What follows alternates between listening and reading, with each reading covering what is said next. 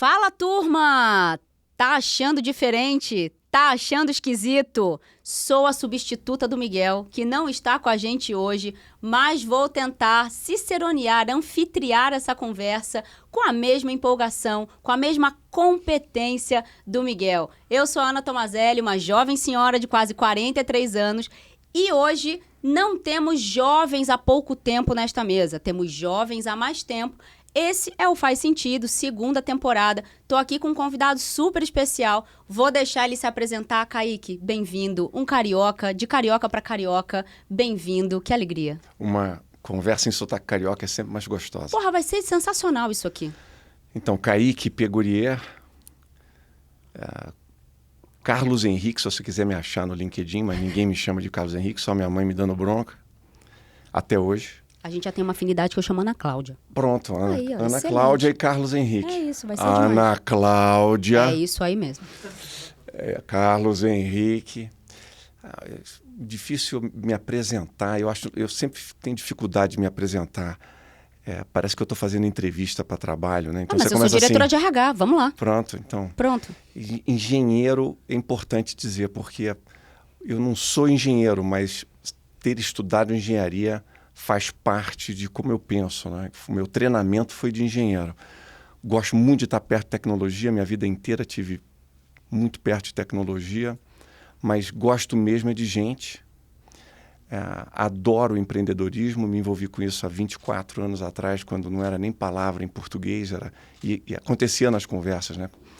Por que eu me apaixonei por isso? Porque eu tive o privilégio de fazer um mestrado fora no MIT e assistir o que acontecia em Boston, Cambridge, no final da década de 90, que já era um lugar espetacular, né?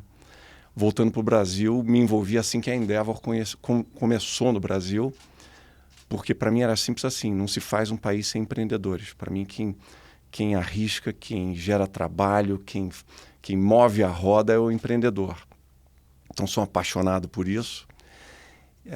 Acabei tendo uma carreira meio diferente, Ana. Inclusive, acho que é uma dificuldade para pessoas de RH, porque eu não caibo numa caixinha só. Eu acabei passando um monte de indústria. Quando eu olho para trás, eu acho que o que moveu foi aprender. O Steve Jobs, naquele famoso discurso, diz que quando você olha para trás é que você consegue achar sentido em algumas escolhas, né? Então, eu acabei vendo isso, olhando para trás, quando a coisa começou a ficar muito monótona, não tinha para onde ir, não tinha para onde crescer, eu sempre escapuli para algum outro tema e acabou que eu passei por um monte de indústrias. Qual é a vantagem que eu acho que isso me traz, né? Uma palavra que eu adoro, que é repertório. Então, eu acabei conhecendo gente de indústrias diferentes, que funcionavam de forma um pouco diferente, e com isso eu acho que eu consigo fazer associações que são interessantes. E isso me fez talvez um mentor melhor, tanto para empreendedores, quando eu comecei em educação, né, lá atrás, em 2014, me ajudou na relação, no relacionamento com os mais jovens. Porque a minha postura acho que é de curiosidade. Sim. E não de imposição. Perfeito. E traz essa vontade, esse prazer de fazer associações. Excelente. Eu acho que é por aí. Esse é o meu bicho, eu sou esse bicho esquisito, assim. Eu já gostei muito porque eu sou neta, filha e mãe de engenheiro. Pronto. Acho sensacional. Eu fui a que me salvei, vamos dizer assim, né? Eu fui a que me salvei. E, claro, a gente já tem essa afinidade aqui de ser carioca. Acho que a gente torce para times diferentes, porque você testou um microfone com um time que eu falei, talvez isso estrague um pouco. Não tem um escudo, tem uma obra de arte. Ah, claro, excelente, muito bom. Eu vou ficar por aqui. E eu acho que tem uma coisa importante nessa sua fala, né, sobre a curiosidade e também sobre essa formação um pouco mais múltipla. A gente, para manter assim o ineditismo do episódio, a gente procurou até nem se conhecer muito, né? Nem conversar muito antes de gravar. Então, eu queria te dizer que talvez a gente tenha mais uma afinidade, que é de ser talvez um bicho esquisito que não cabe numa caixinha só. Uma das minhas tatuagens diz em inglês, eu não nasci para caber.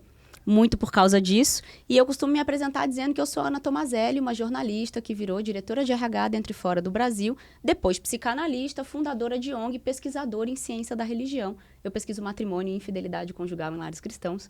Então, quando a gente olha para esse arcabouço de coisas, o que para mim faz muito sentido, no pensamento de habilidades transferíveis, é que eu nunca joguei nada fora.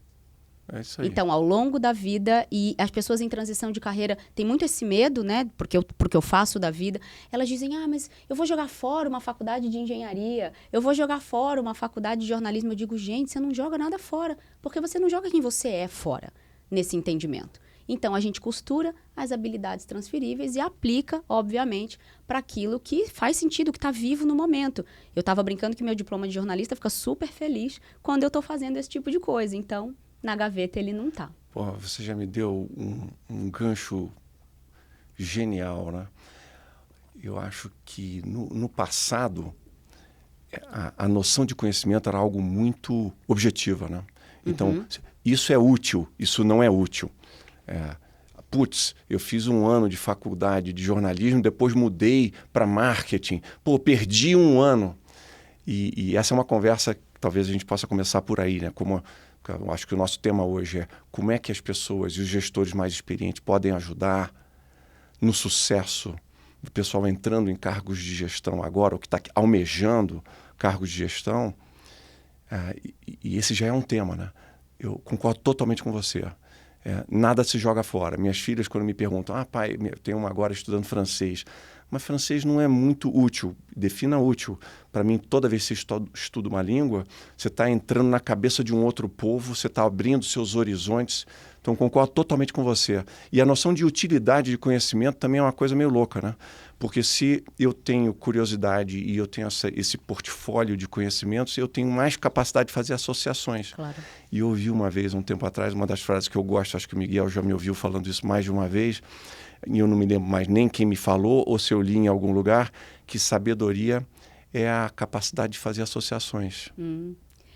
Eu, como psicanalista que trabalha com associação livre, eu acho excelente essa sua fala, porque é a base, obviamente, do nosso pensamento. Para mim, tem muito mais valor aquilo que chega primeiro na sua cabeça, tipo o que você fez agora, a partir da minha fala. Então, para mim, isso tem muito valor, porque não passa pelo córtex que vai ficar processando, um superego ali, nada disso. Basicamente, a imagem vai se apresentar e você vai trazer o pensamento. Então, do ponto de vista de associação livre, é excelente. E o estudo do francês também vai depender daquilo que você estuda em outras áreas da vida. Para mim, que sou psicanalista, né, oficialmente, genial, né? Francês é genial porque eu leio nos originais, em claro. muitos originais. Então, esse entendimento também pode ser produzido. Mas você falou que o nosso tema é como é que os gestores, né, podem ajudar, mas acho que tem uma pergunta antes aí, né? Que a gente quase queimou a largada no começo do podcast aí. Tem uma pergunta verdade. aí para a gente pensar, introduzir para chegar na parte dos gestores. A gente não esquenta aqui, eu estava pensando em voz alta e você gostou da pergunta, né? Que é, por que as duas gerações, eu vou chamar da minha, porque você é bem mais jovem, eu estou com 58 anos, como diz o outro, a gente fala years old, né? Tem um amigo meu que fala assim, 58 anos, years young. Então, boa, gostei. E perdi o fio da meada, obviamente, do que eu ia falar. Tem 58 anos, duas gerações para trás, por que a gente foca mais em... Exato. Então, por que a nossa geração, ou a minha geração, foca mais nas diferenças entre a nossa e as que vieram depois, as gerações digitais, do que falar de como construir diálogo, de como passar a experiência? Por que a gente foca tanto nas diferenças? Pois é, quando você estava pensando alto, e aí eu falei... Começa com essa pergunta, por favor, porque por associação livre, a primeira coisa que me veio na cabeça é o conceito da explicadora no Rio de Janeiro. Para você que é de São Paulo, a explicadora é a professora que vai reforçar uma disciplina que o aluno não é muito bom. Então, uma professora particular, uma professora extra, fora da grade curricular tradicional, que vai ali oferecer uma formação paralela, adicional, para que esse aluno, então, tenha a possibilidade de ir melhor nas provas. E o que é o conceito para mim? Claro, depois de adulto, eu fico pensando, né? Porque eu tinha uma prima em casa que ela não era boa de matemática. E a minha tia ficava prometendo viagem para Disney para ela, se ela fosse bem em matemática. Viagem para Disney, pessoal, você que também que tá aí agora, né, que ir para Disney meio que para algumas pessoas é meio todo ano, 2 vezes por ano, etc. Ir para Disney para criança pobre da década de 80 do Rio de Janeiro era um Sonho negócio assim. intangível. Imagina viajar de avião, né, ir para Disney, etc. E as pessoas hoje não têm muita noção do que é viver num país com inflação de 30% ao mês, né? Exato. Porque já nasceram, já viveram num país de inflação controlada de 94 para frente. Então, essas lógicas e essas referências são muito deformadas. A gente precisa lembrá-los de vez em quando. E aí a minha prima não passava, tirava nota vermelha, e daí minha tia, com um pouco de dinheiro que tinha, contratou uma explicadora e ficou ali. Não é que ela tirava a nota vermelha, ficava de recuperação, passava raspando, sabe aquela coisa? Mas minha tia queria que ela fosse muito boa em matemática. E esquecendo o fato de que ela era excelente em português, excelente em idiomas. Então, aquele tempo que ela dedicava para melhorar uma habilidade, achando que ia virar uma habilidade de alta performance, deixava, na verdade, tudo na média. Deixava tudo num lugar um pouco mais, tecnicamente usando a palavra medíocre, né, para o que realmente significa. Deixava tudo muito mais na média, perdendo a oportunidade de se destacar num lugar de línguas. Nunca fui também a mais exímia em matemática, mas a minha mãe sempre me incentivou muito mais a leitura. E a minha mãe fazia uma coisa, na verdade ela não fazia uma coisa, que só hoje eu reconheço que é: a minha mãe não me mandava parar de falar. Porque pensa que eu falava quando era criança, mas muito, Kaique. Eu também sou tagarela. Eu falava muito. E a minha mãe nunca mandou eu parar de falar. Fica quieta, para de falar. Eu não me lembro de ter ouvido isso também, não. Pois é. E aí o que eu faço hoje? Parar de cantar, sim. No carro, meus irmãos falavam: para de cantar, porque eu adorava viajar cantando no carro, e eles me mandavam ficar quieto. Mas minha mãe, nem meu pai. É isso. Então, a minha mãe, que era a minha grande figura de autoridade, a minha grande figura autorizadora, principalmente do feminino, a minha mãe não me mandava silenciar. Então, hoje o que eu faço da vida? Eu falo. Eu sou professora, né, em muitas frentes, sou conselheira de empresas, eu falo. Então, a voz é o meu grande instrumento. Então, nesse entendimento, eu sempre fiquei muito reflexiva sobre esse lugar da gente ficar olhando para a diferença e para a dificuldade nessa intenção de ser bom em tudo, que não é possível, dadas 12 inteligências da Gartner, principalmente, né?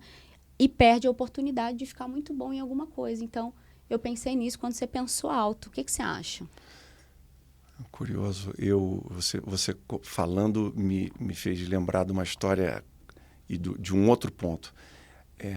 A gente demora a se conhecer, mas a gente também tem uma noção... É difícil a gente enxergar no que a gente é bom, né? Eu fui fazer engenharia, como eu falei, fiz engenharia química, e depois fui fazer mestrado em engenharia química, que eu não terminei, não defendi a tese. Então eu achava que eu ia ser engenheiro clássico mesmo, engenheirão. Quando o Facebook nasceu, a melhor coisa que aconteceu foi você se reencontrar com turma de colégio. Foi assim, a primeira coisa que aconteceu, as pessoas se reencontrarem digitalmente. E eu me lembro que a gente tentando achar mais colegas para se juntar no grupo, porque a gente queria montar um encontro da turma, na minha turma de Pio XII aqui de São Paulo. Uma colega, que ainda era muito ligada ao colégio, conseguiu, no final, as notas finais, né, a lista de chamada com as notas finais da 8ª série. Porque a ideia não era pegar as notas, era pegar as listas para lembrar de todos os nomes, para ver quem achava quem, né? E aí todo mundo, foi uma brincadeira, gozação em todas as direções, porque todo mundo viu a nota de todo mundo, né? E eu sempre tive a sensação de que eu tinha ido para exatas, porque eu era muito bom em exatas. Quando eu fui ver minhas notas, Ana... Mentira. Eu era mediano em matemática. Quais eram as minhas melhores notas? História. Português, história, geografia. Por isso que você gosta de gente. E não é uma coisa curiosa? Eu me lembrava de eu não gostar dessas coisas e ter dificuldade nessas coisas. Quando eu fui ver minhas notas de ginásio, era onde eu era melhor. Interessante, né? Então, curioso, né? Por que eu fui parar na engenharia, que para mim foi um treinamento super válido, mas eu era bom mesmo em humanas. Pois é, e que bom que você se permitiu e fez o caminho de volta. Então, bem-vindo ao grupo de quem gosta de gente, né? Isso aí, oficialmente. isso aí. Mas, voltando ao nosso tópico aqui, o que eu queria explorar com você é por que a gente fica tão preso nesse discurso de diferenças, e eu vou provocar um pouquinho você aqui, porque eu acho que parte é por causa do treinamento que a minha geração teve nessa transição para cargo de gestão, ou melhor, talvez dizer, a falta de treinamento, porque ninguém na minha geração foi treinado para ser gestor. E eu acho que o que mais aconteceu foi você perder excelentes técnicos e ganhar gestores medíocres. Então, ninguém te preparava para absolutamente nada. Um dia você ganhava um tapa nas costas e falava, ó, maravilha, vou te fazer um favor, vou te pagar daqui a um ano 10% a mais no teu salário e você agora ganha uma equipe para gerir. E você se via, de repente, responsável por pessoas. Então, assim foi que a minha geração aprendeu. E a gente chegou quem conseguiu, né, chegar em cargos de liderança, de repente se vê com... E ninguém também te fala que quando você chega em 50 e qualquer coisa anos de idade, é quando você vai ver a geração seguinte começando a despontar. Ninguém faz essas contas. Eu não me lembro de ter feito a conta. Olha, então com 55, o cara de 25 vai começar a chegar em gerente, coordenador, então eu vou ter... Eu não fazia essas contas. Só de repente... Você se vê com 50 e qualquer coisa anos de idade, com gente de 20 e tantos, 30 anos de idade, começando a chegar em cargo de gestão, e ninguém te falou, só se lembra de ter levado o tapinha no ombro e toma que o leão, vai matar o leão e boa, se vira negão. Né? Então a gente não foi preparado para isso. Então a minha provocação é, eu acho que em parte a gente se perde nesse discurso de ficar falando das diferenças porque a gente não foi treinado para enxergar as pessoas como indivíduos e tentar se adequar e tentar passar conhecimento para essas pessoas, como gestores, eu estou falando, não como seres humanos na rua, né? Como pai, mas como gestores. Pois é. Faz sentido? Faz todo sentido. Interessante esse seu final, porque a gente também não estuda para ser pai e mãe, né? Nessa lógica ou nessa ideia de que está dado, né? Nessa lógica de que, não, a gente vai saber aqui o que fazer. A gente também não estuda para casar. O que eu acho que a gente deveria, tá certo? A gente também não estuda para tirar título de eleitor. Mas a gente estuda para dirigir carro. Partindo do princípio de que somente o que é físico oferece risco. Então, a sua fala me levou muito para esse caminho, nesse entendimento de que tudo aquilo que não é físico também vai envolver um risco muito grande e a gente só vai ver depois de conseguir ter uma série histórica, né? Depois de um distanciamento temporal, como diz o Emicida, deste lugar confortável chamado futuro, porque tudo que é desenhado como história, porque a gente chegou num lugar na frente, olhou para trás e falou, a transição do feudalismo para o capitalismo. Não é que a gente dormiu trocando galinha, acordou trocando moeda, gente. Processo histórico não é assim que funciona. Teve muita guerra, muito sangue, muita disputa, etc. E a gente está bem num processo histórico. E aí, eu dei o exemplo da explicadora pelo seguinte, Kaique.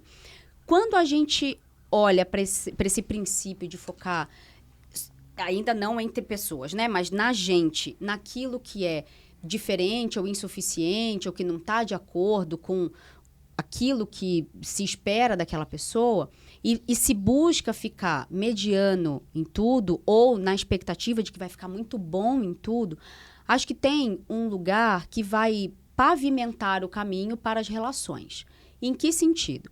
Quando a gente olha para isso que você descreveu, a gente está falando de aderir à lógica de produção, tecnicamente, em que a gente precisa responder, e aí a inteligência exata ela é muito predominante, né, do ponto de vista de, não só de aceitação, mas de desejo mesmo, né? Então, tem um super orgulho de encher a boca e falar, meu filho é engenheiro. Aí a brincadeira que eu falo lá em casa é, será que eu ia ter o mesmo orgulho se ele fosse jornalista, que nem eu?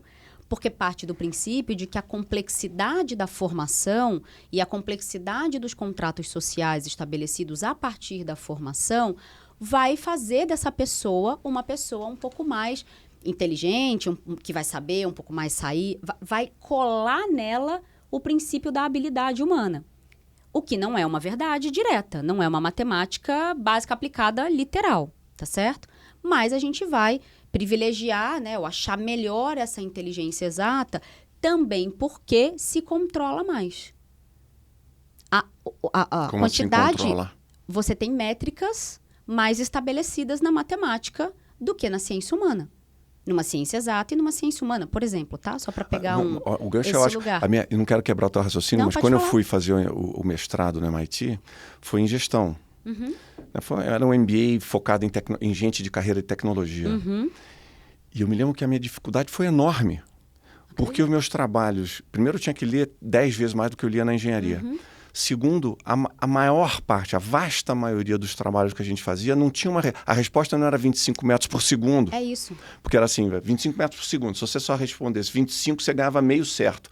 Porque, não, assim, você aprende na engenharia, número sem unidade não é nada. Não é nada. Então, é binário. Só que, de repente, eu me via com perguntas que não tinha certo e errado. E era baseado em case study, né, em estudos de caso.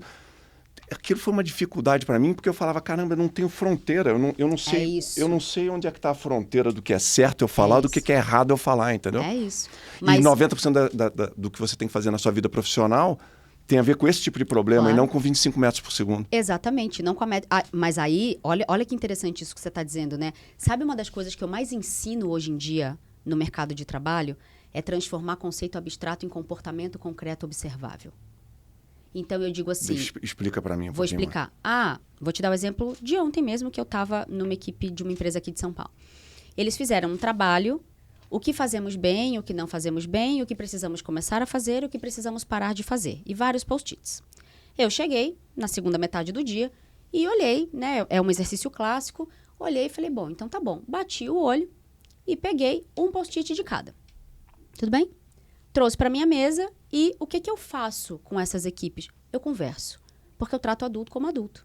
Então, respeito muito quem utiliza ferramentas um pouco mais lúdicas, de treinamento e etc. Mas a minha ferramenta é a conversa, porque eu acho que, de verdade, a gente está perdendo a capacidade de conversar. De fazer isso aqui que a gente está fazendo. Putz, grila. Miguel, 3 horas, viu? 3 horas, mas 3 horas no mínimo. Puta, olha... Mas vai ser meio chato também, porque eu vou concordar. A gente está concordando muito. Mas concordo 200 milhões %. É isso. A gente está esquecendo o que é conversar. É isso. Mas termina o teu raciocínio, que eu vou dar uma outra história sobre essa dimensão da conversa, que eu acho que é importantíssima também. E conversar sem querer te convencer de nada. Eu não quero... Veja, eu não quero te convencer de nada. Eu não quero que você concorde comigo. Não é assim, é uma conversa. A gente está aqui trocando alguma coisa e a gente vai produzir um algo semiótico que é maior do que a soma das partes. Sim. E que a gente vai usar como a gente quiser, entende? Então, acho que então, é isso que eu faço dentro das empresas. Aí o pessoal fala assim, mas não tem um PowerPoint? Eu falo, não, eu sou revolucionária, não tenho um PowerPoint. Nem celular na mesa? Nem celular na mesa, nada. Eu não tenho nada. Você toma o celular? Como faziam os incas. Eu chego e converso. Sabe por que eu percebi que não preciso? Eu não tenho o desafio da maioria dos professores de não ter a atenção dos alunos. Eles ficam 3 horas me ouvindo e reclamam, porque é pouco tempo. Entendi. Então, a pergunta que eu tenho, vou fazer um parênteses na pergunta para as nossas gerações. Será que é o jovem que não presta mais atenção ou é a gente que não sabe ser sedutor o suficiente, magnético o suficiente, interessante o suficiente? Ou será que a gente só fica reproduzindo as mesmas coisas que ele encontra no Google, sem precisar ficar a gente falando? Entende? Então, como é que a gente organiza o conhecimento? Como é que a gente faz a curadoria do conhecimento? Então, o quanto a gente se torna robusto o suficiente para que esse jovem queira ouvir a gente. Tá certo? Mas seguindo aqui o raciocínio. O que eu ensino, então, nas empresas? Só conversando. Peguei os post-its, aí tinha lá. O que precisamos começar a fazer? Dar clareza e pedir clareza. Aí eu comecei ali, que eu pareço inofensiva, né? Eu comecei ali conversando, eu digo que eu sou um pônei de Troia, porque eu não tenho tamanho para ser um cavalo, né? Eu tenho 1,5 m de altura, eu sou um pônei de Troia. Eu começo ali conversando, aí começa a rir e tal.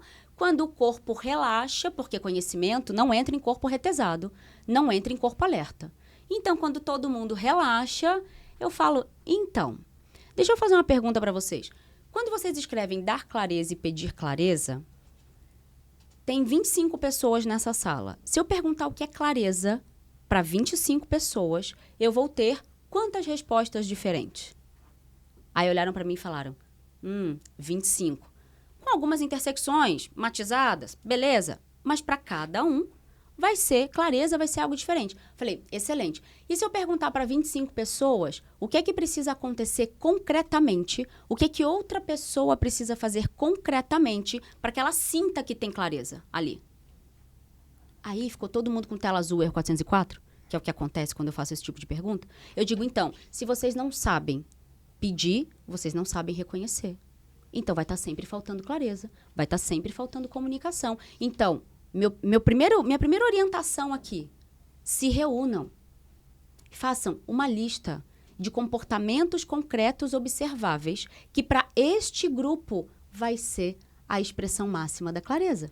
Então combina roteiro. Vou dar uma de advogado do diabo. Claro, porque por favor. o cara com formação tradicional de gestor, esse que foi jogado para os leões, fala assim, puta, isso está muita abraçação de árvore. Isso é perda de tempo. Sabe como é que eu respondo isso? É. Continua aí do jeito que não está dando certo, então, porque você não está batendo sua meta. Não, mas não acho Segue aí. mas não acho que essa é a resposta. Porque aí Não, você está alienando esse cara. Não. Essa é a provocação para ele parar e falar, opa, peraí, o que eu estou fazendo realmente não vai... Aí eu sugiro um meio de caminho. Vamos tentar um piloto de 3 meses? Você me empresta para a gente tentar um piloto de 3 meses? Mas veja, naquela conversa de ontem, eu não estava tentando convencer ninguém. Eu fiz uma sugestão. Tenta. Vê se dá certo. Porque essa coisa que você fala de focar na diferença também tem a ver com a gente ter muito medo de experimentar por conta da punição. E por não ter o dinheiro do erro, etc. A gente vai ter um monte de vetorzinho tensionando isso aí. Mas a gente não tem mais a coragem de dizer, vamos tentar? E por isso eu acho que as startups ganham tanta relevância. Porque a startup vai dizer, cara, eu vou tentar aqui. Pode dar certo, pode não dar certo. Entende? E aí devolve um pouco esse oxigênio que a gente foi perdendo com as estruturas um pouco mais cimentadas de experimentar. Porque o que invariavelmente acontece quando você fala de vida real e concretude? Dá certo. E as coisas são mais simples do que elas parecem. Entendeu? Assim, eu não sei como funciona, mas entrando na cabeça da minha geração, eu acho que o cara pensa... isso é muito pouco objetivo, isso é muito soft, então eu não sei lidar com isso. E o outro obstáculo, quando eu fiz um projeto numa startup em 2018, que era uma startup de alto crescimento, e eles tinham lá a cultura do one-on-one, que eu achei muito legal, tá bom. Mas era quase semanal. E no final eu fui mal avaliado como gestor, porque eu não fazia o one-on-one dentro da planilhinha, tal, não sei o quê, porque eu não acredito nem no one-on-one. Tá bom. E também não acredito na avaliação de performance anual, que o cara checa a caixinha dele, como ele fez. 4 horas de podcast agora, tá? Porque ele está realmente indo num caminho muito bom. Então, eu não acredito em nenhuma das duas. O que eu acredito? Eu acredito em feedback em tempo real. Porque não é assim que é a vida. É isso. Então, se você se incomoda, assim, se você se importa com as pessoas, você quer dar aquele feedback. E se você quer dar aquele feedback de uma forma que melhore aquela pessoa e sabendo que você também não é dono da verdade, você fala no tom querendo abrir o ouvido daquela pessoa. Exato. Porque você falar o que você quer, do jeito que você quer, na hora que você quer, não é se comunicar e muito menos estimular as pessoas a serem melhores. Mas isso não é o one-on-one também, que vira uma planilha que eu tenho que preencher toda semana. E eu não tenho nem assunto para falar com o fulano na próxima semana. Não deu tempo dele ou dela responderem ao estímulo que eu dei. Então, para mim, a gente saiu de um mundo e aí, de repente, foi para esse mundo com alguns mandatos, inclusive de startups e modismos, tipo one-on-one, que para mim não funciona. O que funciona? Para mim, o que funciona, Ana, é você realmente se importar com as pessoas com quem você trabalha. E eu falei com quem de propósito, tá? Eu não falei pessoas que trabalham para você, que é a frase talvez mais compatível com a forma com que eu fui treinado como gestor. Porque as pessoas estão ali trabalhando para você. Para mim, já está furado na largada, né? É quem trabalha comigo. Como é que eu intuitivamente encarei isso?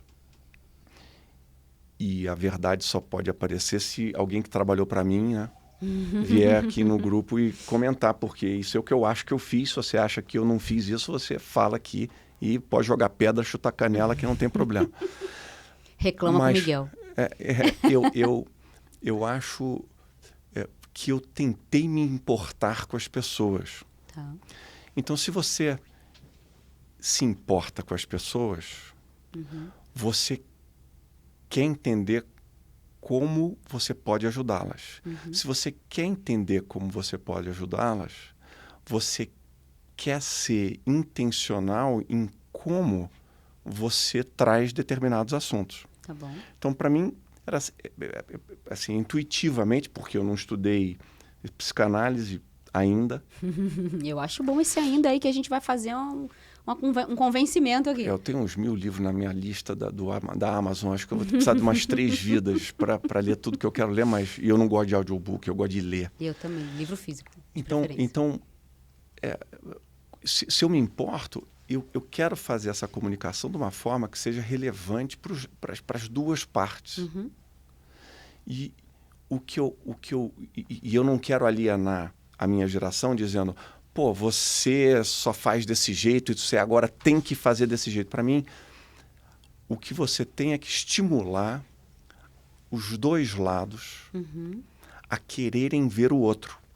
Então, aconteceu muito agora na Link, eu saí do dia a dia da Link no final do ano passado, mas tive muito contato, principalmente com a turma do Miguel e as 2, 3 primeiras turmas. Quando eles começaram a procurar estágio, teve papos que eu tive que assim, eram incríveis, porque que bom que cabelo branco serve para alguma coisa, né? Eu falava, cara, você vai fazer uma entrevista de estágio?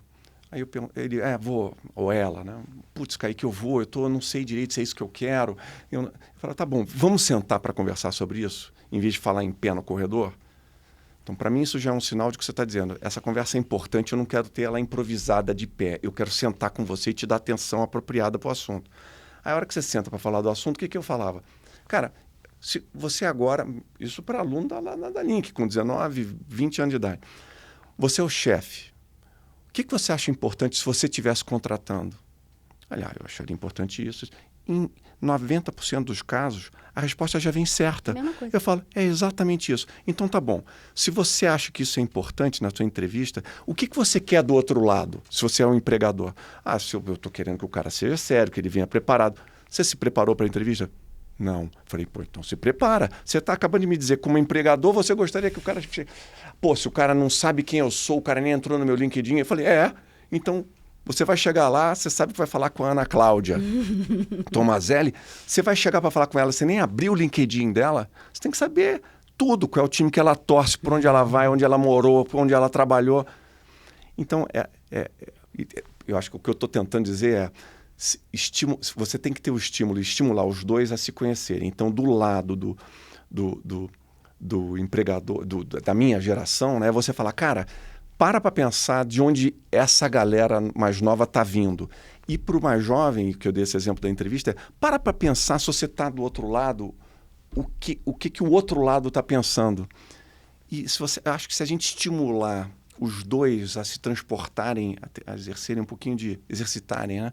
Empatia, você chega muito mais perto de ser produtivo, mais produtivo, do que simplesmente falar one-on-one, em vez de ser o processo anual de avaliação de performance. Esse palavrão que eu nem sei mais o que significa.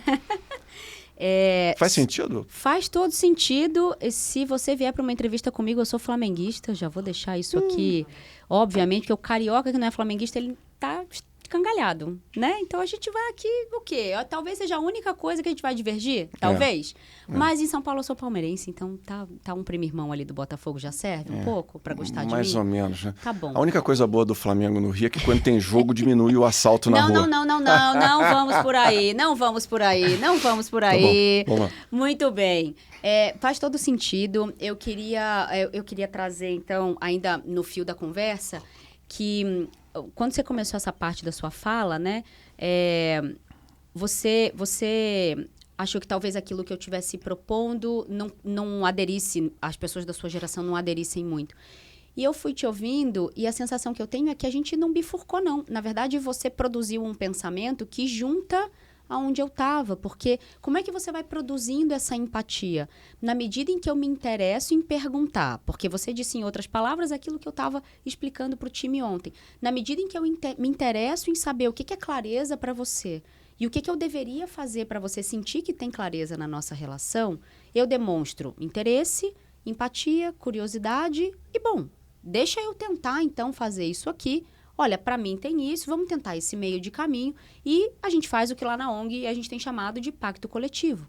Então, coletivamente, a gente pactua os comportamentos concretos observáveis, como a gente tem chamado, que fazem sentido para a gente, que vão facilitar a nossa vida, vão estabelecer um lugar de confiança. Combina as regras do jogo na largada. Combina as regras do jogo por um tempo. Porque a sensação que eu tenho é que as pessoas acham que o para sempre, ele é esse lugar de que não, então tá bom, combinou, então pronto, para sempre vai ser assim. Não, porque a vida tem uma organicidade, tem uma plasticidade que a gente precisa acompanhar. Claro. E aí, quando eu olho para as nossas gerações, é justamente essa plasticidade, essa organicidade que muitos de nós não estão respeitando. E é muito interessante nesse sentido de olhar para as diferenças, de que esse jovem, ele é preguiçoso, ele isso, ele é aquilo, porque a gente está com óculos da nossa métrica. A gente está com óculos do nosso jeito de trabalhar. A gente está com óculos daquilo que funciona ou fez sentido para a gente no orgânico e na plasticidade da nossa história. Só que a nossa história, ela é uma história. Ela não está se reproduzindo no mundo exatamente igual, porque nunca é assim. E aí a provocação que eu vou fazendo é, gente, as gerações, elas são uma condição da vida. Não é um negócio que assim, tem conflito. Então, para mim, por exemplo, não tem conflito de gerações. Tem gerações. Quem escolhe fazer o conflito é a gente. Então, a gente decide isso. A gente decide que esse lugar vai ser conflituoso. Porque se a gente decidisse ter esse tipo de postura, e uma coisa que eu tenho provocado que é assumir o compromisso social de colocar a geração seguinte num lugar melhor, num patamar melhor ambiental, num patamar melhor financeiro, num patamar melhor educacional. Se a gente assumisse esse compromisso com uma geração inteira, e não só com os nossos filhos. Em vez de criar a parede e dizer, em vez de criar a não parede, te entendo. Exato. Não te entendo, não te quero aqui, desse jeito não. Calçar um pouco a tal da sandália da humildade e falar assim, peraí, deixa eu entender por que você está pedindo isso. E aí, não fazer piada quando um jovem disser assim, é que entrar às 7 horas da manhã, eu não consigo fazer academia. Porque a gente está pedindo para as pessoas se cuidarem e fazer exercício físico. E aí eu imponho uma métrica que torna impeditivo, porque para a gente faz todo sentido isso. Eu, por exemplo, treino às 5 da manhã. Entrei pro tal do Clube das 5, você acredita? Eu me tornei tudo que eu critiquei. Pois é. Antes eu também. Antes das 6 só para surfar. Eu também achava isso, mas aí acho que eu virei uma jovem senhora, então eu tô um pouco nesse lugar 5 assim. da manhã não dá, não. Só acordo às 5 para surfar, de vez em quando. Para mim tá dando. Então, assim, quando a gente entra nesse entendimento, psicanaliticamente, eu vou te dizer a minha leitura. Quando esse jovem, ele não se submete, porque nós criamos jovens com um pouco mais de patrimônio para não passar pelo que eu passei, para não se submeter como eu me submeti, etc., nessa relação um pouco mais difícil, né? Um pouco mais desafiadora com o trabalho, a minha leitura é que quando esse jovem diz, eu não vou me submeter a isso, ele está rompendo o pacto do sofrimento. Ele diz... O que quer dizer isso? Quer dizer que você aceitou sofrer desse jeito. Eu não. Eu não. E aí... E, by the way, você me criou assim. E aí, o que acontece com isso? Você falou, não, peraí. Por que eu não fiz isso antes? Então, para mim, o jovem Mas que você vai... acha que essa é a... Eu estou fazendo essa leitura de um sintoma social muito interessante. Por quê? Eu atendo pessoas em transição de carreira. Certo? Tem aumentado muito as pessoas da nossa idade querendo rever a vida. De um jeito Por que eu fiz assim? que Pode não ser. acontecia antes. Porque a gente fez o que tinha que fazer com as ferramentas que a gente tinha e foi isso. E a gente deu conta daquele jeito. E a gente viveu certo? a máxima do, como é que é? Manda quem pode, obedece quem tem juízo. Porta da rua é serventia da casa. O que é isso? Tá achando que você é quem aqui, né? Eu vou introduzir Você está vindo Vai. do lado psicanalítico, eu vou pelo lado de gestão, acho. Houve uma mudança radical e sem aviso prévio de como liderar. Isso, para mim, faz parte de uma revolução que aconteceu mais ou menos na metade da década passada. E a gente pode debater, Em que sentido? Me explica. A liderança, Bom, eu dei um nome, eu fiz uma apresentação um tempo atrás, mais ou menos em 2016, eu chamei de modelo mental digital. Dentro das leituras que eu fazia, do meu convívio com empreendedores, e eu não sei se faz sentido para a maior parte das pessoas, mas para mim, mais ou menos por ali, 2015, 2016, foi quando ficou claro para mim que existia um novo modelo mental entrando em cena. Tá bom. Por quê? Porque, bom, deixa eu dar um passo para trás. Vai. Eu tinha acabado de entrar para ser VP de inovação de um grande grupo educacional e tive que estudar, eu sou CDF que nem você, por que o jovem... O que estava acontecendo com o jovem lá em 2014 que estava entrando na faculdade? Por que o gap estava tão grande, a evasão estava grande, falta de satisfação com o estudo e tudo mais? E a minha humilde conclusão foi que, obviamente, a gente estava vendo a geração Y passar, chegar naquele momento em posições de gestão. Tinha uma série de tecnologias, que eu não sei se vai dar tempo da gente falar em detalhe aqui, que chegaram num ponto de maturidade ao mesmo tempo que esse jovem chegou em posição de gestão. E isso causou uma revolução nas regras não escritas que estão por trás do que a gente faz e como a gente pensa as coisas. Não sei se ficou abstrato demais. Comportamento tácito. Mas é assim, eu faço parte de uma geração, eu tenho experiências compartilhadas com essa geração de quem nasceu no Brasil, de inflação alta, mas isso tudo condiciona uma geração para se comportar de uma determinada forma e tem uma série de condicionadores dessa nova geração digital que estava chegando ali. Que a gente criou também. Que a gente estabeleceu. Mas tirando o fator familiar e tudo mais, só do ponto de vista de revolução tecnológica e do fato dessa geração ter sido a primeira nativa digital, mudou a forma com que a gente, entre outras coisas, pensa negócio. Eu chamei esse troço de modelo mental digital. Quer dizer, tinham regras não escritas antes, e eu lá rascunhei o que eu achava que eram essas regras. Eu quero ler esse trabalho, hein?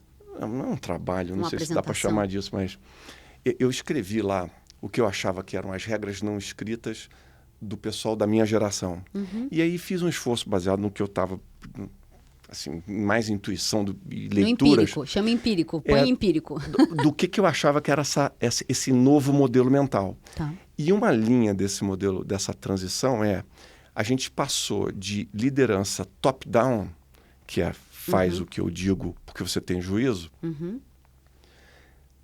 para o que eu chamei de co-liderança. Eu não tenho essa pretensão, já se fala em co-liderança há muito tempo. Tá. Mas para mim chama co-liderança. Tá bom. E aí, para explicar isso na apresentação, eu tive que pensar o que era modelo mental e o que era co-liderança. E para mim, a definição que eu cheguei, que eu não sei se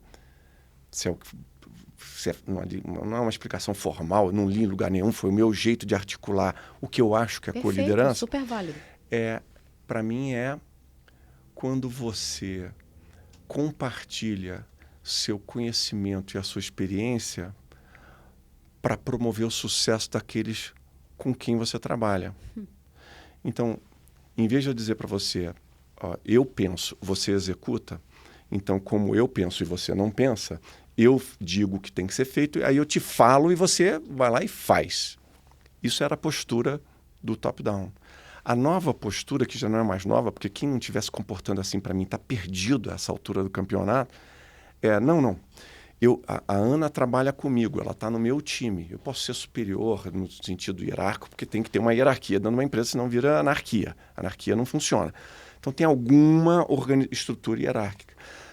Mas eu me importo com ela. Eu quero que ela tenha sucesso. Por que eu quero que ela tenha sucesso? Porque o sucesso dela é o meu e o meu é o dela.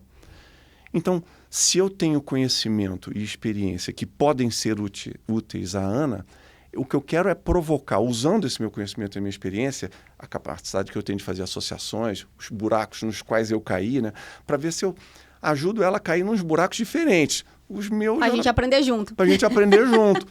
Então, essa é a postura do co-líder. É o cara que está emprestando conhecimento e experiência porque ele quer o sucesso da sua equipe, das pessoas que trabalham com ela, com ele. Então, essa é uma dimensão. E é isso que a gente não está ensinando para a minha geração. A gente está virando para esse cara e falando assim, não, você tem que entender exatamente o que esse cara pensa. Agora, essa menina pensa que está nova aqui, que tem o cabelo roxo, não sei o quê. Aí a IBM começou a fazer propaganda com menina de cabelo roxo e tatuado. E fazer a propaganda é o menor dos esforços, entendeu? O que você precisa é entender que liderar mudou. Sim. Isso é uma coisa prática e mensurável, usando o teu termo. Isso. Então, como é que eu lidero dessa forma? É assim, não tem outro. Eu não consigo pensar de outra forma. Perfeito. Falei pra caceta. Não, eu achei sensacional. Até porque a minha reputação como gestora, eu explico uma coisa para as pessoas que é o seguinte. Gente, o que muda quando a pessoa, por exemplo, é seu colega, daí ela vira liderança, né? Vira gestora da equipe. E aí eu digo que nasce um líder, nasce um grupo de WhatsApp sem o líder, né? Assim, na hora. Porque tem a coisa do imaginário, do chefe e tal, não sei o quê. Essa é a primeira coisa. Sem ele, porque começa tudo a acontecer em paralelo. Porque ele não é líder, ele é um chefe. Aí eu digo assim, qual é o grande, na minha visão também, empírica, qual é o grande estressor desse momento de transição na primeira liderança? É porque antes, quando essa pessoa trabalhava por ela, a reputação dela dependia dela. Agora que ela é gestora, bem naquele pensamento do Rancharan, né, do pipeline da liderança, agora que ela é gestora, a reputação dela depende dos outros. Sim. Como é que eu faço para garantir a minha reputação na medida em que outras pessoas em quem eu não confio fazem o trabalho? Aí, calma que eu vou entrar, porque para mim a grande crise... Por que a gente não consegue chegar nesse seu conceito? É porque a gente tem 3 grandes crises, na minha visão. Também eu inventando as coisas, tá? Eu sou essa pessoa aí. Aí ele vai pegar o caderno, anotar que aluno bom, gente. Não, é que eu penso... Excelente. Se eu não escrever, eu pra não mim penso. tem 3 grandes crises na liderança hoje. A crise de fato de confiança, tá certo? A crise de interesse e uma crise de abordagem. Então, para mim, a gente tem 3 grandes crises hoje instaladas na liderança. Abordagem? Então, abordagem, interesse e confiança, tá? Então, a hora que a gente entende isso, e aí eu quero fazer também 2 observações muito psicanalíticas na sua fala, vou fazer de novo o que você fez para mim e você me diz aonde mais acontece isso, tá? Vamos lá. Eu penso, você não pensa, faz o que eu mando. Não. Onde mais acontece isso fora do trabalho? Família. Com quem? Pai e filho. Não, mas putz, 5 horas. 5 horas de podcast. Por quê? Por isso que eu começo toda a conversa minha dizendo, eu converso porque eu trato adulto como adulto. Eu confio na capacidade de vocês de estabelecer aqui uma elaboração filosófica sobre as coisas, aterrissando no concreto. Putz, Ana, sabe uma fala que uma conversa que eu e minha esposa temos o tempo todo? Pois é. Se você trata os seus filhos como incompetentes, você cria incompetentes. Se você trata os seus filhos como competentes e fala com eles dessa forma que você acabou de escrever, você cria ou tem mais chance de gerar adultos competentes. Exato. Só que aí a pergunta é, os pais são competentes? Fica aí uma pergunta para você. Então, é assim, ó. Eu não vou entrar na psicanálise, porque aí eu vou entrar em areia movediça para mim aqui. Aí a gente vai ver o seguinte. Eu vejo com muita frequência, né? Que absurdo que essa geração tá levando os pais no processo seletivo. E aí eu digo assim, gente, tem 25 anos de RH. Isso é um fenômeno antigo. Sabe qual era a diferença? É que a minha geração não botava a culpa no jovem. A minha geração falava com a mãe que estava indo lá, ou com o pai que estava indo lá, dizendo, este não é o momento para você. Se ele quiser entrar sozinho para fazer a entrevista, excelente. Aqui, a nossa relação é com esta pessoa, certo? Nesta emancipação, nesta criação de autonomia daquela pessoa que estava ali na nossa frente. Então, eu dizia, por que agora vocês estão culpando o jovem de levar a mãe? Ele amordaçou a mãe e o pai, botou no carro e falou, você vai comigo no processo seletivo? Não, provavelmente essa mãe e esse pai, que são os adultos, em teoria mais maduros desta relação. Coitadinho do meu filho, eu vou lá proteger ele. Que é o que está acontecendo, um fenômeno muito grande nas escolas, principalmente nas particulares. Como assim você está chamando a atenção do meu filho? Judicialização da educação. Como assim? E daí a criança vira cliente e não aluno. Não, pode ser cliente. Eu acho que o aluno é o cliente da escola. Ele é. Mas é um cliente tratado como incompetente. E não pode romper o pedagógico.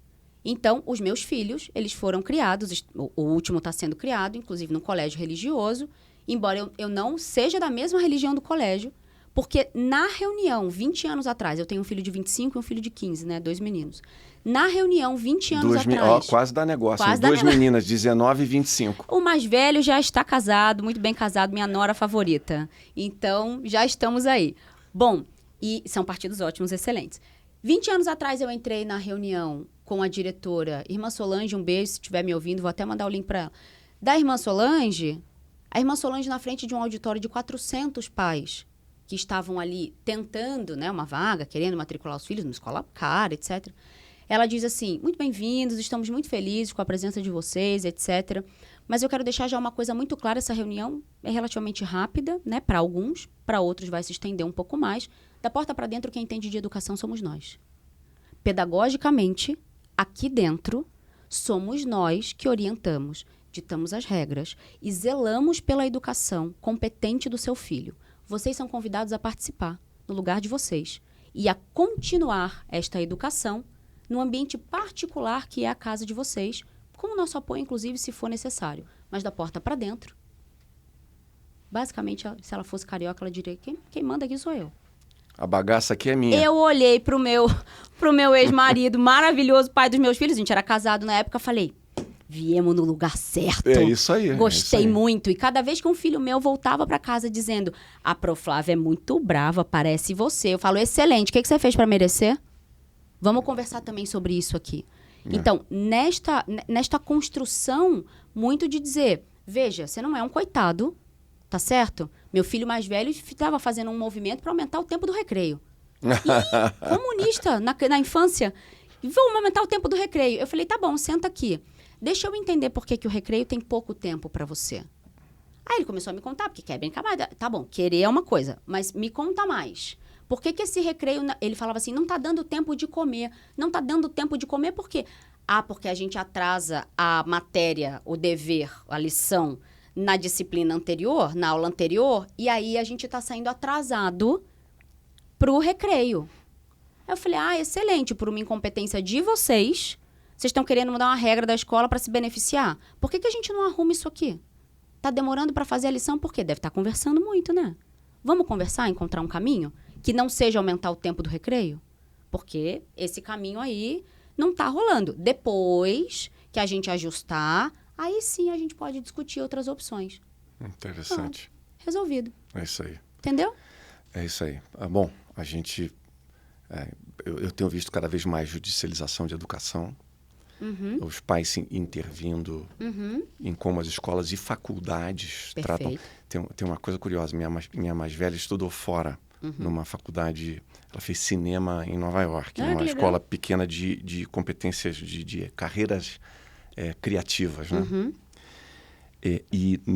Então, a minha única experiência é essa. Não sei se é assim em outras faculdades, mas na faculdade dela, a relação da faculdade era com ela. É isso. Para eu ver, inclusive, os statements financeiros, ela tinha que me autorizar na secretaria para eu ter acesso. É isso aí. Então, eu achei isso sensacional.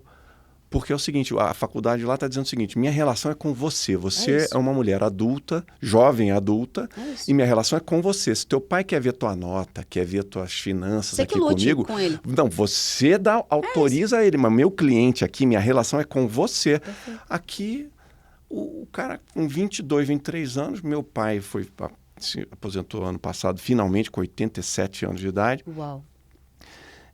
Deu 20 anos de aula numa faculdade do Rio, paga. E o garoto, um caso que eu estou me lembrando aqui, faltou todas as aulas, estava bombando pela segunda vez a matéria dele, porque fez no semestre certo, bombou. Aí foi fazer no último semestre, o cara não ia na aula, estava com 1, para não dizer 0, nas 2 provas. E no final o pai foi na faculdade dizer, como é que vocês vão reprovar meu filho? Ele está com um cargo, já com vaga estabelecida num grande banco de investimento aqui no Brasil, e ele não vai poder ir porque ele não vai passar nessa matéria. É isso mesmo. Agora, como é que o pai se presta ao papel de pressionar a faculdade para passar o filho com falta e com média praticamente 0? Isso é um papelão. Então, a gente está fazendo um desserviço para esses jovens. Total, responsabilizar o terceiro. Mas, de novo, voltando ao papel do gestor, você tem duas posturas, então, como gestor. Uma é dizer, esse cara não tem jeito, essa menina não tem jeito. Que, para mim, é uma postura burra. Totalmente. E inútil. A outra é dizer, peraí, tem alguma coisa aqui que eu não entendo, mas tem uma justificativa. Deixa eu ajudar essa pessoa a subir degraus para ter uma vida... Claro. Porque tem aquelas verdades que são verdades absolutas da vida. Tem que pagar boleto. É isso. Tem gente mau caráter, você tem que saber Total. se defender do mau caráter, você tem que saber reconhecer padrões de comportamento. Então, para tudo isso, o que eu posso fazer? Ajudar essas pessoas. Eu acho que você deu uma olhadinha para lá, porque eu acho que já devem estar falando de tempo, não? Não, é só porque eles ficam fazendo coração com a mão para mim o tempo inteiro. Eles me amam. Eu achei que era o Eric falando para você alguma coisa. Não, eu já vou conduzir aqui para o encerramento, mas eles ficam me amando ali atrás da câmera. Tem algumas conversas alguns casos assim muito interessantes. Uma das coisas que eu mais falei nesse meu convívio com alunos na Link durante 3 anos e com staff jovem, em vários outros projetos, inclusive no da Link, é que alguém vinha me fazer alguma pergunta, aí eu começava a responder, e aí a jovem fala para mim assim, puxa, Caio, desculpa estar fazendo você perder tempo com isso. Eu falo, peraí, o assunto é importante? É isso. Isso é um assunto importante. Então isso não é perda de tempo. É isso. E aí eu não olho no celular quando eu faço essas coisas, ou se eu for olhar, o que eu acho que todos nós precisamos reaprender. Você falou em qualidade de presença no início do nosso papo. E eu acho que é algo que a gente falou na nossa primeira conversa, Miguel, quando você me convidou aqui. É isso. É presença. A gente tem que reaprender a estar presente. Reaprender a estar presente, porque senão não tem a tal da conversa que a gente também desaprendeu a ter. E para mim, para você ter uma conversa, você tem que estar presente. É meio óbvio, mas... Estar presente quer dizer que o celular está no bolso ou está emborcado de cabeça para baixo, você não está olhando para o celular. Sabe o que eu digo? Pessoas perto, telefone longe. Pessoas longe, telefone perto. É exatamente isso. Porque daí eu falo com elas pelo telefone. Então, mas é difícil, mas o que eu sinto é que, e inclusive isso já está, não é o que eu sinto, as estatísticas estão mostrando, né? Inclusive com impacto em novas tecnologias, eu já explico o que eu estou querendo dizer. Toda vez que o Miguel pode está aqui do lado, ele pode me vaiar se eu estiver errado. O Miguel, ele desertou, né? Ele foi embora abandonou porque ele nós. queria assistir. Eu tô percebendo o olhinho dele ali. Mais ele fácil, queria né? assistir. Exatamente, tá aprendendo. Mas para mim cara, toda vez que eu estava tendo uma conversa dessa de qualidade, ou com um staff mais jovem, ou com alunos, eu não tive problema com o celular. O aluno não está vendo o celular, certo? Se a conversa é relevante e ela está acontecendo e você está presente... Agora, se você não está presente, olhando para o seu celular o tempo inteiro, olhando por cima do ombro da pessoa, você quer que o jovem esteja presente? Ele também não vai estar. Pois é. Eu quero juntar uma coisa para a gente... Minha mensagem é a seguinte. Conversas têm que acontecer. Para elas acontecerem, você tem que estar presente.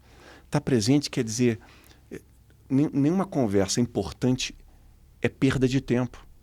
Então, tenha a conversa. Esgote o assunto, certo? É isso. Fala tudo o que tem que ser dito. Se precisa de mais tempo... Faça o tempo. Faça o tempo. Faça o tempo. Agora, falar em pé no corredor, de improviso, olhando pelo ombro e para o celular, isso não é uma conversa, isso é... Dá um outro nome aí qualquer. Você descreveu comportamentos concretos observáveis. Olha como você aprende rápido. Excelente. Eu sou CDF, eu falei para você. Eu não sei de onde você tirou que eu sou CDF, eu vou querer saber o que eu deixei escapar aqui. Você tem uns 4, 5 mestrados. É pesquisador, eu estou assumindo que você é CDF. É mesmo, eu sou mesmo, você tem toda a razão.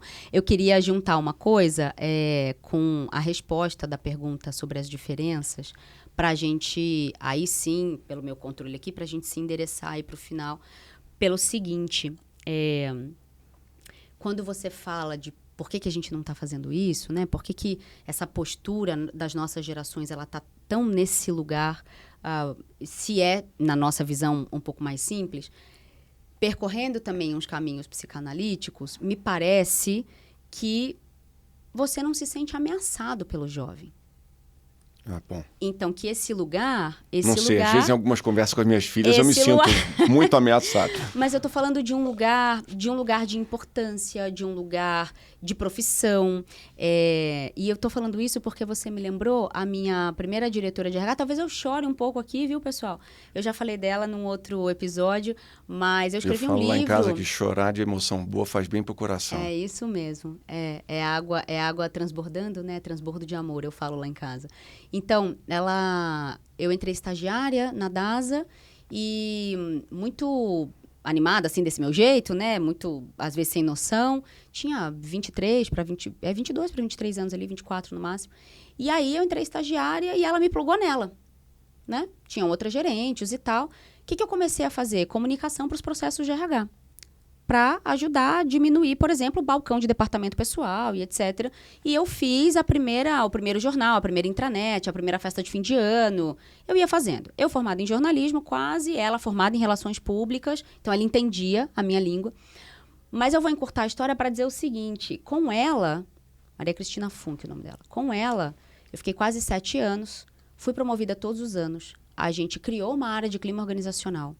E eu perguntei para ela um dia, eu era ainda analista, por que ela não me colocava debaixo de nenhum gerente? Porque tinham várias outras áreas, por exemplo, treinamento e desenvolvimento, etc., que eu poderia ficar debaixo de uma gerente, porque eu sentia que ela perdia um tempo comigo.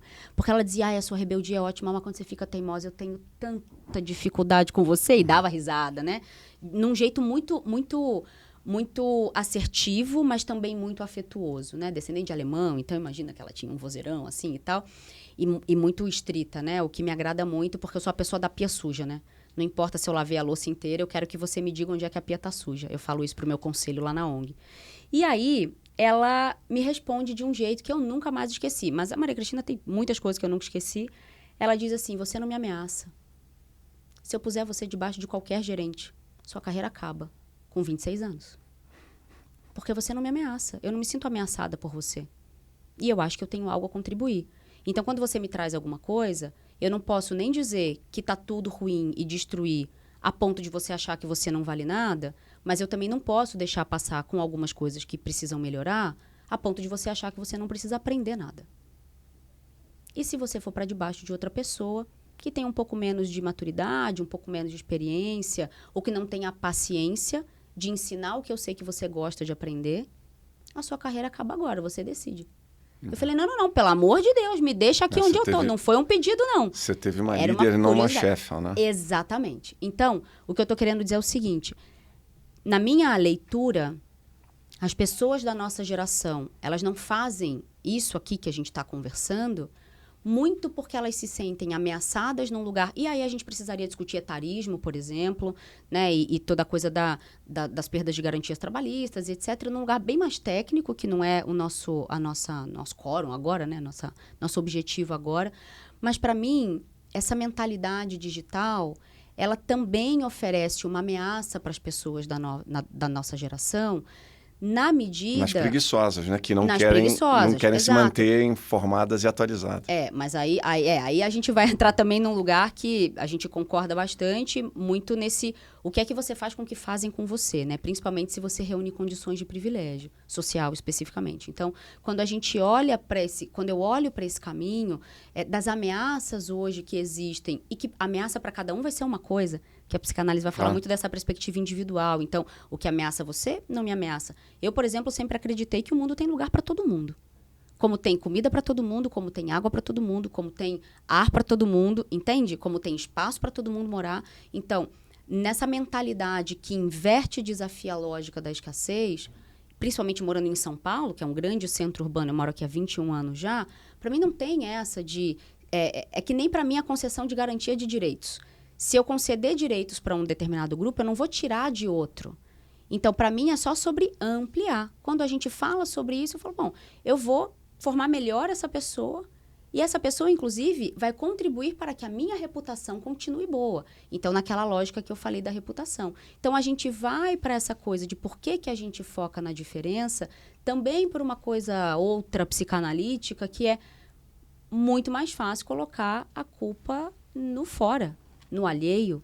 Muito mais fácil colocar responsabilidade nesse lugar, e é por isso que as nossas gerações estão tão chateadas comigo na internet, porque a métrica de sucesso na internet é o hater, né? Estou com vários. Então, nesse lugar de eu começo a falar bem do jovem, sem desconsiderar que a gente tem uma série de desafios, mas que esses desafios também precisam que a gente se implique neles, porque nós somos uma fonte geradora, sim, do ponto de vista social, não só nas nossas casas e nas nossas famílias, mas socialmente em tudo que a gente construiu ou não para esses jovens. Não só do ponto de vista de política pública, mas do ponto de vista de relação social. Então, a hora que a gente faz essa curva, a hora que a gente entende esse caminho, a gente fala, não, então tudo bem, eu não deveria assumir este compromisso somente com um filho meu, mas com toda uma geração nesse aspecto. Então, focar na diferença é muito mais. Eu me sinto ameaçado, mais fácil botar a responsabilidade em você. Em forças externas. Ou no governo, ou em qualquer outro lugar, que é a conversa que eu tenho tido com as empresas. Bom, tá bom. Política pública não vai acontecer de uma hora para outra, a gente não vai ter a educação melhorada de uma hora para outra e tal. A BNCC é excelente no papel, assim como o SUS, assim como o MEC, de uma maneira geral, mas a hora da prática, essa prática vem muito corrompida. Então, não é que não tem dinheiro, porque o impostômetro da Boa Vista está mostrando diferente para a gente. Mas o meio do caminho, ele vai sendo corrompido, e aí a gente não tem na ponta aquilo que precisa sair. Então, enquanto a gente melhora isso, eu, por exemplo, com a atuação de políticas públicas no terceiro setor, a gente vai fazendo as reduções de danos aqui e todos os atores atuando literalmente para que a gente tenha um avanço. Então, quando a gente fala de compensações, é disso que a gente está falando. Mas aí eu preciso estar lastreado o suficiente e o meu valor precisa estar ancorado em mim mesma para acreditar que um jovem de 23 anos não me ameaça e que melhor. Esse mundo é mais dele do que meu, porque eu vou morrer. E aí a gente entra numa briga que parece que a gente é eterno, este jovem vai roubar alguma coisa da gente, e aí a gente vai ter um problema aqui. Não, gente. Não, a gente vai morrer.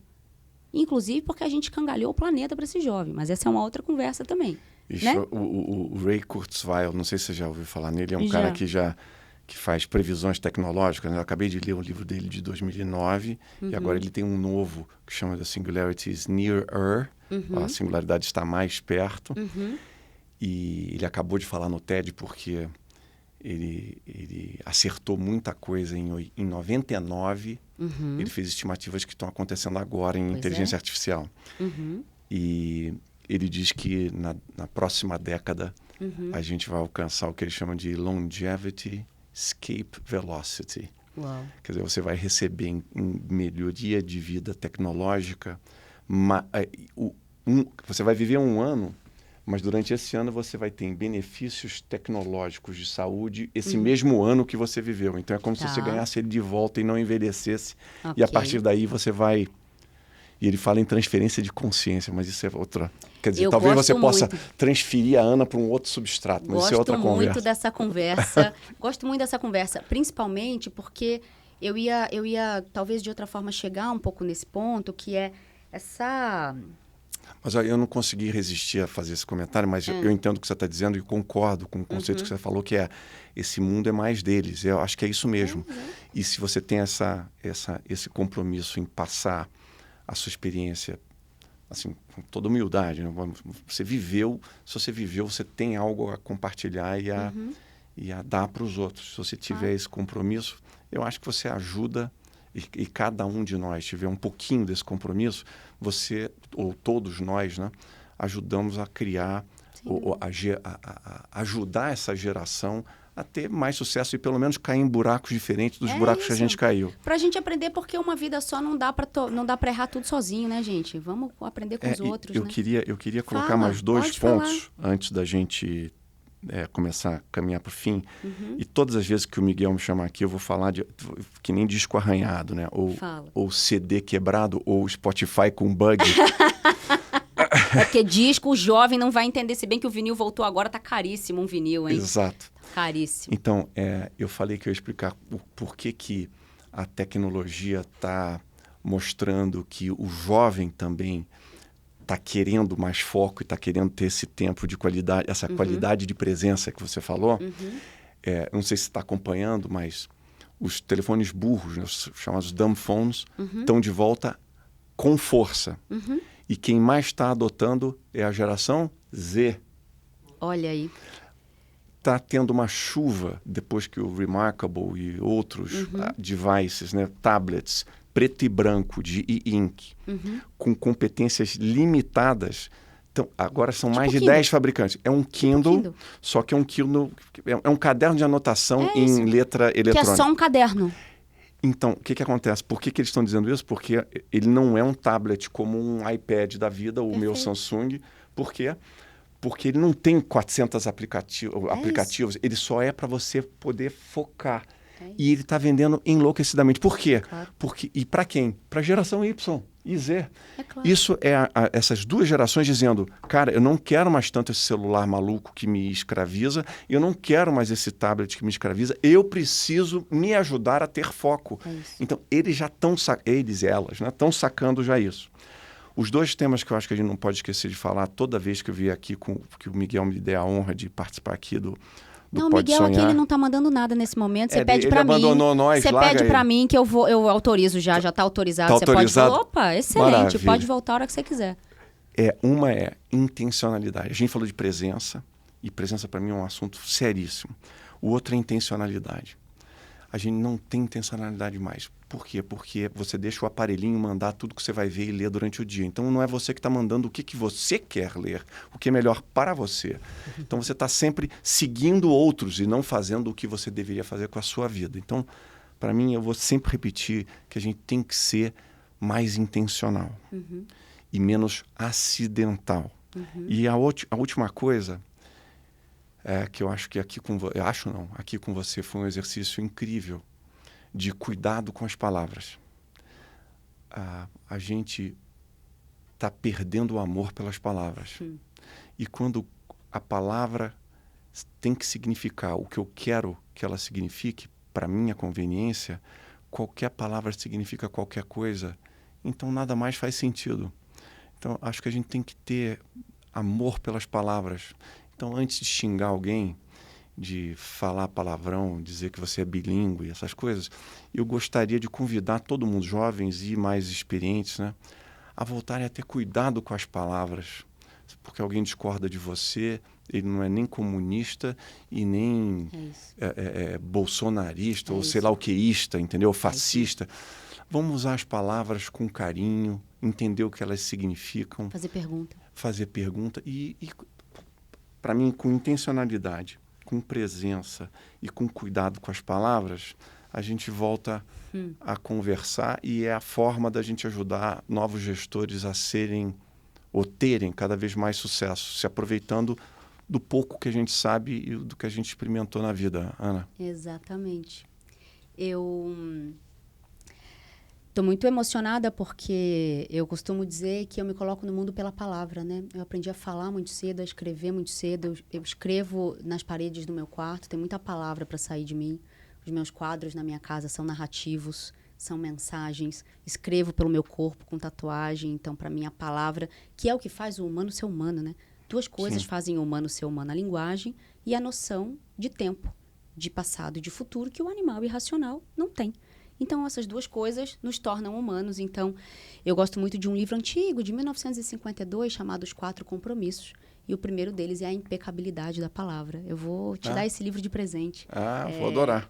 Você vai adorar, porque ele também fala de umas coisas espiritualizadas e etc., né, das consciências. Imagina, de 1952, ele vai falar da impecabilidade da palavra, de não tirar conclusões, de não levar para o pessoal e de dar sempre o melhor de si. Show de bola. Então, são 4 pilares que, para mim, são fundamentais, né? Eu li esse livro muitos anos atrás e entendi muita coisa.